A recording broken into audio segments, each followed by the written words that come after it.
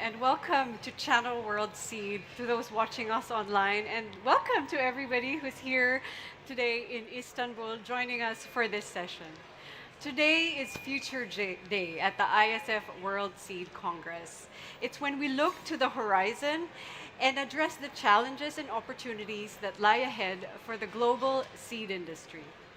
In this session, we're looking at a particularly gray cloud on the horizon that could threaten not just the future of the seed business, but also of food security, agriculture, and farmers' capacity to cope with climate change. I'm talking about misinformation and disinformation. Not just rumors, but deliberate narratives that are meant to confuse, divide, and erode public trust in science, in innovation, and in the seed industry itself. These are not abstract threats. They're real, they're growing, and they impact how farmers make decisions, how governments shape policy, and how society views seeds and the seed industry itself. We've heard echoes of this concern throughout the Congress. Proof, perhaps, that this issue is not just on the horizon, but it's here. And this session is all about moving from concern to clarity and hopefully to action. So I have the pleasure of welcoming here three voices who are confronting this issue from different corners of the conversation: agricultural journalism, science communication, and storytelling.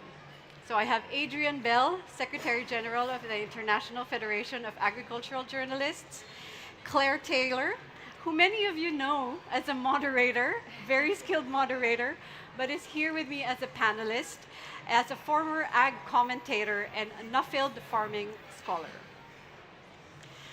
And of course, I have Javier López, a biotechnology student in Madrid, who co-founded a Spanish language podcast, Brotes de Ciencia, to disseminate scientific information to a broader audience. Welcome, everyone. Before we get into the panel, we need to be clear about the distinction between misinformation and disinformation. So disinformation is deliberate falsehoods. So this is crafted to mislead, to manipulate. While misinformation refers to inaccurate content, which is often shared without malice, but is just as damaging. And according to the World Economic Forum, the food and agriculture space, including seeds, is among the top targets of disinformation and conspiracy theories. Why? Because it's connected to deep emotions: health, community, food, and even identity. So let's bring in the panel. Adrian, agricultural journalists are often at the front lines of this, speaking to farmers. How are they adapting to this landscape where it's filled with polarized narratives, often half-truths and unhelpful information? Well, IFAJ itself is an organization representing 5,000 members around the world. We've got 60 associations of journalists in countries around the world. And their overwhelming objective is to provide farmers with that access to quality information, the information they need to make proper decisions, to run their businesses, and ultimately, of course, to produce food. Our overall objective, representing all of those journalists, is to advocate for the strong agricultural journalism that we need, the role it plays in agricultural development, as well as keeping society informed. We're not just there to talk to farmers. But all journalists work by three main principles, and we're really looking at accuracy, verification, and neutrality or impartiality. And of course, those three tenets have never been more important than when we're talking about misinformation and disinformation. And we've flagged this as a priority topic for some time. I mean, there's nothing new about fake news. It's been happening for years, if not centuries.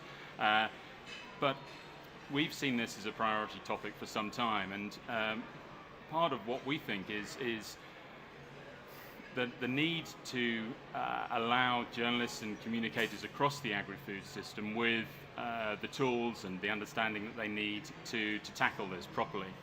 And in fact, just this month, we've seen the culmination of a long-term project within IFAJ to deliver a new certificate of education in agricultural journalism, a global certificate online, run in conjunction with the University of Illinois. And this is going to provide us, it's a first. I mean, it's the first time we've had this global certificate. It's going to provide that much needed impetus to allow journalists access to that professional development, to that professional understanding that they're going to need to tackle disinformation, misinformation across different languages, across different regions, and across, of course, different skills, multimedia, which we've seen a real expansion of just recently. And this means that not only can we successfully tackle fake news, but it also gives us the opportunity as an industry, I hope, to take back control of the narrative rather than reacting to it. We can actually be more proactive about it. Thank you, Adrian. That's news to me as well, a global certificate in ag journalism. I think that's very positive. Claire, I'm coming to you now. You've spent the last few years extensively traveling around the world to learn about how the farming sector communicates and what it can do to tell its story more effectively. What are the most common mistakes or missed opportunities when the ag sector and the seed sector tries to connect with the public? Where is the story going wrong or not being told at all? It's a great question. Oh, can you all hear me? So you've all seen me speak as a moderator on the panel where I don't get to really share my opinion. It's lovely to be asked to speak because I have a lot of opinions on this specific topic. Probably some that are quite uncomfortable as well, so do bear with me. But as Airah said, I've been doing a Nuffield farming scholarship and I've travelled for the last 2 years and about 9 months of those, and I've been specifically looking at how agricultural narratives are being shaped globally. And I set off to look at misinformation, I set out to look at anti-farming narratives. But then I narrowed my research to look at how is agriculture, how is the seed industry reacting to growing scrutiny. And I could talk to you all day about my findings, but given your question, there's probably 3 things in terms of some of the mistakes that we're making. Number 1, our language. So, I mean, we all talk about in agriculture, well, we need to educate the public. I've heard it the conference, we talk about this idea nobody understands what we do, nobody understands where their food comes from. The reality is there's such a growing disconnection from where we produce our food and often where the majority of people live in our cities. But it's not just a geographical disconnection, it's a language disconnection too, the way we're trying to communicate our story. And I think if we're trying to over-educate the public, we're not actively listening to what matters to them. So what's happening in the day-to-day realities of somebody that's feeding their family, who's thinking about energy, that's thinking about school fees, that's thinking about, I mean, this is all over the world. I think there's definitely a problem in agriculture where we don't show up and listen and meet people halfway, and how do we engage as part of that? Another thing I thought about yesterday is around diversity. We had a brilliant panel yesterday, the Women's Luncheon, and we were all talking about some of the issues around gender.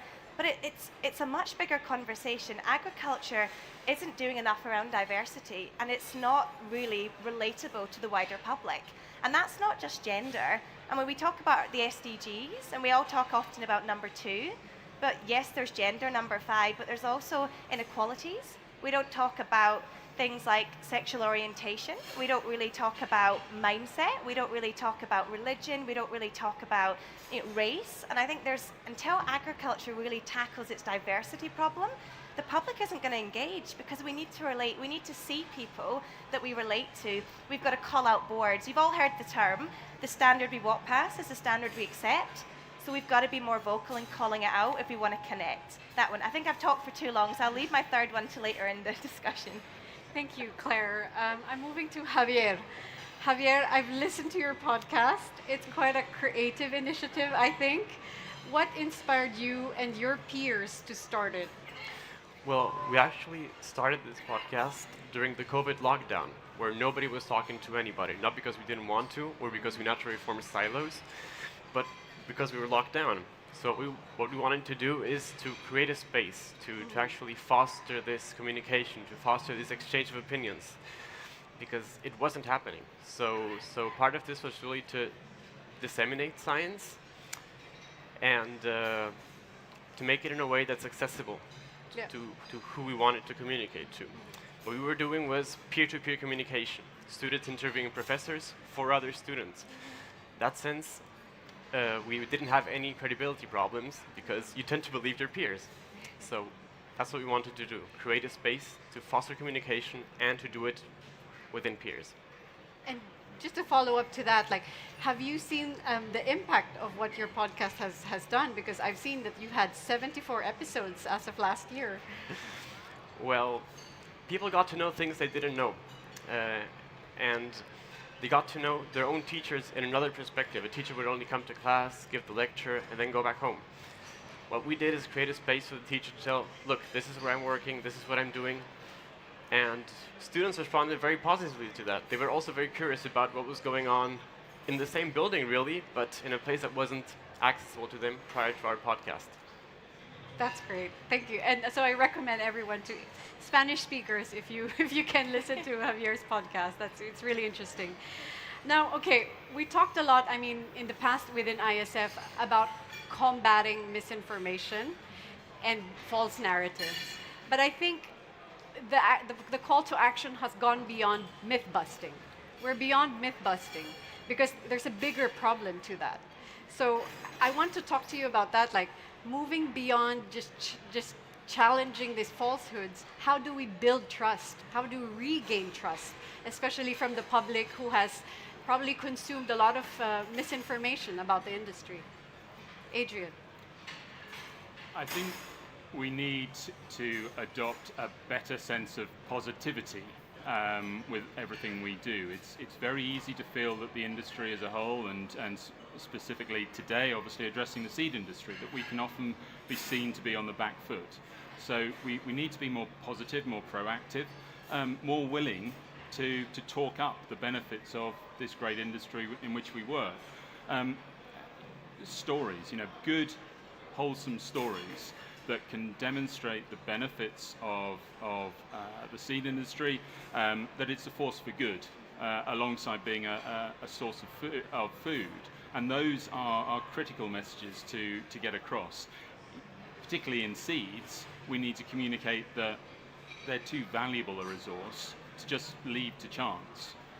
We can't afford to do that. We need to have a decent strategy, which collectively our members provide, in order to be able to counter and prepare for the challenges ahead, like climate change, for example. Yeah. And I think from an opportunity point of view, there's two things from a journalistic point of view.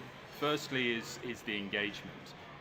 We need, as journalists thrive on information. That's what we work with. And I would say to everyone in the industry here, don't be afraid to engage with our members, wherever they are in the world. Engage with them, because that's the way we get the tools that we need to do our jobs. And remember that certainly when you're talking to an agricultural journalist, by and large, they are on your side.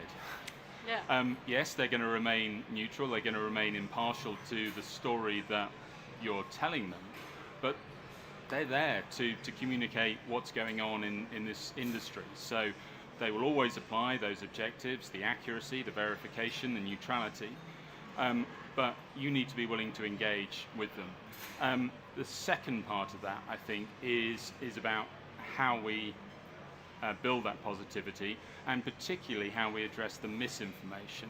The disinformation is more difficult, admittedly, but misinformation, where there's simply a lack of information or a lack of understanding about a particular topic in agriculture, or a process, or a technology, or something like that.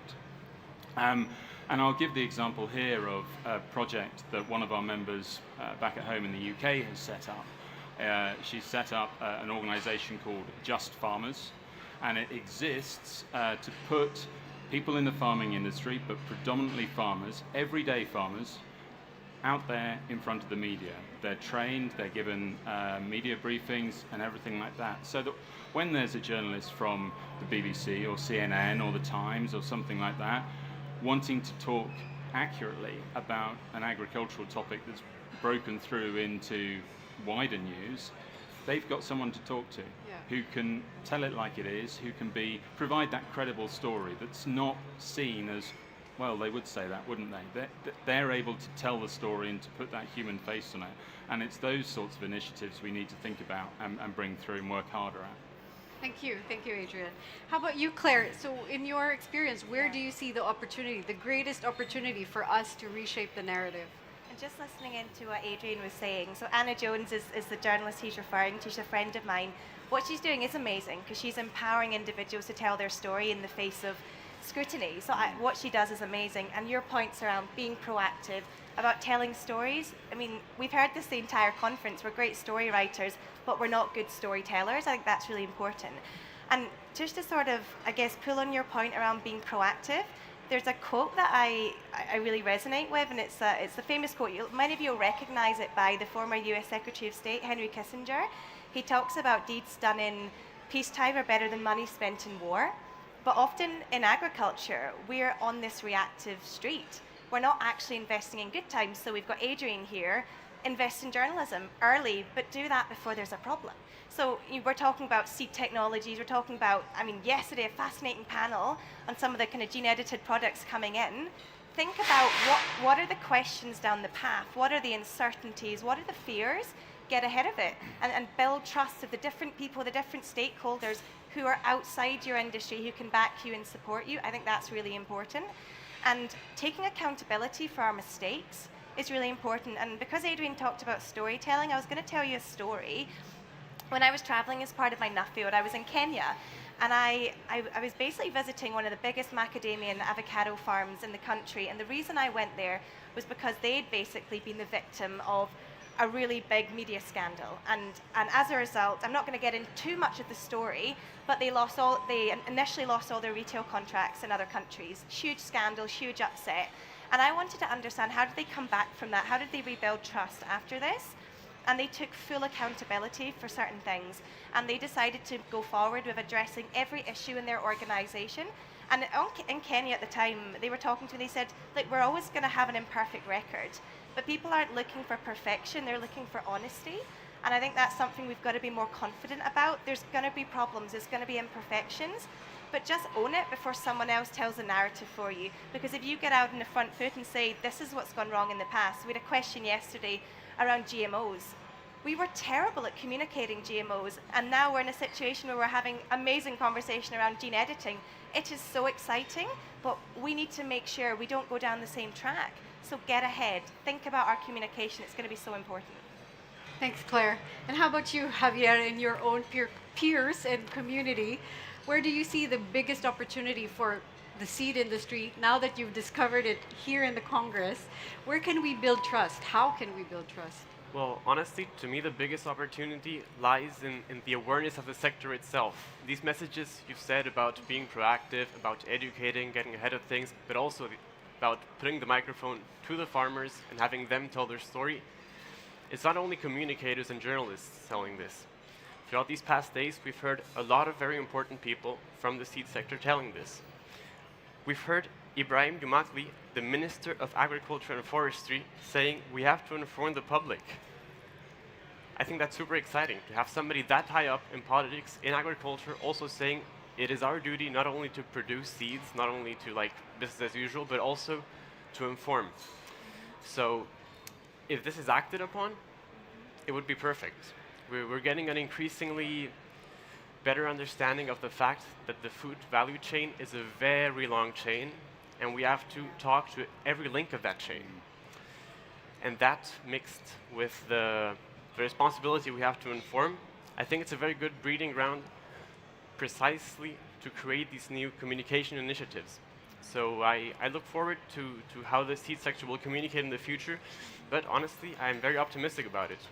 I don't think we're looking at the same context we had 15 or 20 years ago when the whole GMO fiasco communication happened. So I'm very optimistic about the future. I'm very glad to see a very young person, very optimistic, and I actually share that optimism. So let's go into the concrete action now. Let's imagine we're back at work next week, most of us. So maybe we have a newsletter to write, a field day to plan with the farmers, a sales pitch to prepare, or a government official to meet. Like, given all the challenges, what if you had to pick one concrete action that we, the seed industry, should start doing immediately to rebuild this trust? What would it be? One concrete action. Let's start with you, Adrian. Okay. I'm going to just take a step back from whether it's writing the newsletter article or holding the field day, because I think that the one concrete action, and something that I talked about earlier, Claire picked up on as well, is this need to have material, to have information, to have a strategy ready for everyone. And so I would say the biggest concrete action, if you like, going away from Congress, for anyone who cares about communications, about where we're heading, about getting the right information out there, is to go back home and carry out an audit yourself of your own communications strategy or process, whatever you have available. What's your approach to information provision? How can you make it better? Because if we tackle that, if everyone collectively has something that's ready to go, that's proactive, that is informative, that is not overly defensive or anything like that, it's selling those good points, selling the good stories, the good aspects of our industry, then we're going to be at the start of the right process. And the thing is, without that, we've got a vacuum, and misinformation, disinformation will thrive in that vacuum unless we collectively do something to counter it. It's not going to happen overnight. So yes, that audit and so on will feed into your field day, will feed into your newsletter. You'll have the right responses, the right things to be able to pick up with that government official, but it will put us back on the right track to regaining that trust that we need in agriculture. Thank you, Adrian. And Claire, one concrete action. Well, I just love everything you just said, but I'm not obviously, I can't steal that answer. If I go to just like a specific example, we're here as a seed industry. Let's talk, for example, there's a new gene-edited product coming onto the market in a year's time. We heard yesterday about gene-edited strawberries, and they're going to be hopefully going into the US market. What action can we do? Let's have a truth forum. Let's have something where you invite stakeholders who are going to challenge you in terms of what this is going to mean for them, people that are going to ask questions, and pick a selection of people that are representative of wider society and do a listening exercise. What are they going to say that's going to happen? What are their fears? And then actually listen to what they say and come up with a plan and a strategy based on that. And when you put your marketing or your communications plan out as part of that, actually talk about how did we adapt based on the concerns that were asked in this forum. So we had a member that was really concerned about this happening, and we agreed and we adapted what we were doing to do that. So you demonstrate your listening. It comes back to your question, Airah, on trust. I think if you show your listening, that's where you build trust, and you get out ahead of some of the misinformation. And I'm sorry, I'm going to very quickly add one more thing. Invest in your communications and marketing strategy. The first thing, and I can say this as an independent, but I know people who are in comms that can't say this. The first thing that often goes is your communication and marketing budget. You do not have a future unless you have effective communications and marketing. We've got to invest in that. You've got to get your messaging right. And everyone I speak to keeps telling me they're cutting that. But we can't do storytelling, so we can talk about it in a public forum, but when you go back to your offices, actually deliver on that. It's so important. Thank you, Claire. End of my podcast. Thanks, Claire. I appreciate that as a communications professional.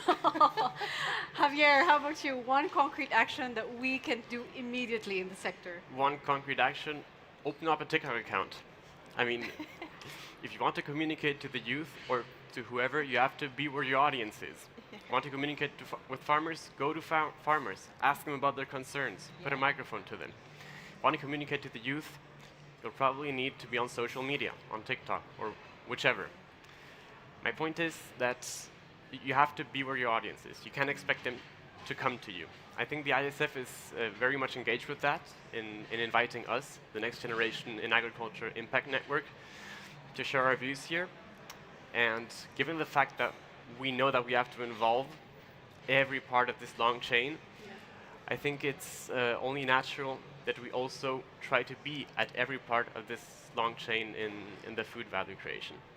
Thanks, Javier. I mean, it's not a surprise that most people, especially under 40, get, or 35, shall we say, under 35, get their information mainly on TikTok, not on Google, not on the news sites anymore. They find it on TikTok. And so that's a good concrete action. And I'm so happy because we have a couple of minutes to take questions from the crowd. And I see here one person who maybe I can give the mic to, Tanya Caras, who works for Devex as a journalist. So she's in a wider development world, and it's also her first exposure to the seed industry, really. Like, Tanya, like, based on you are interfacing all the time with NGOs, government officials, where do you think we can work now concretely to build trust?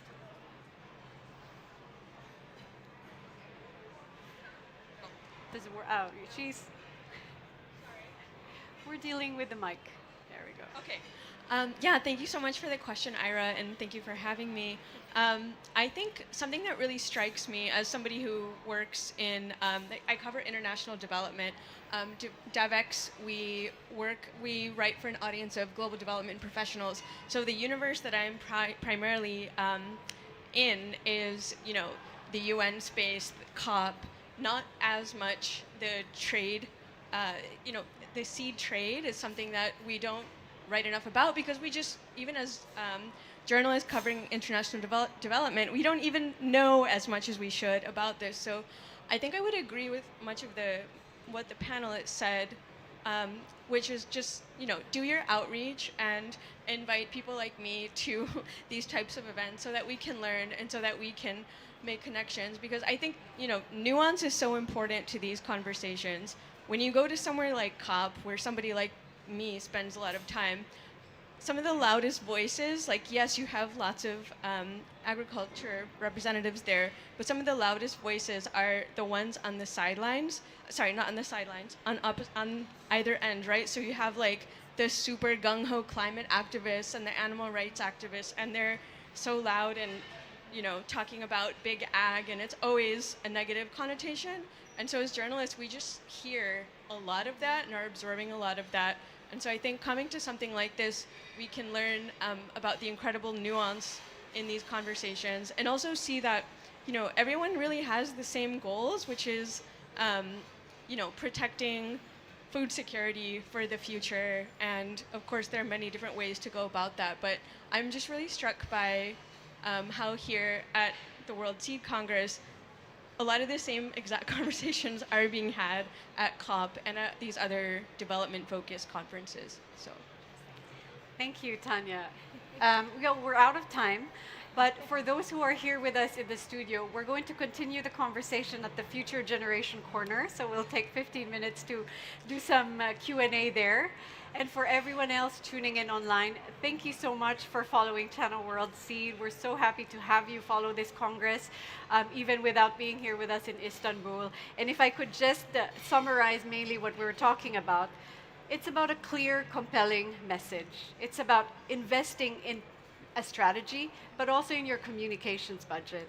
And finally, meeting people where they are. If we say we need to go to the fields to meet the farmers, well, if we want to reach the next generation, we probably have to be on TikTok or whatever else platform comes up next.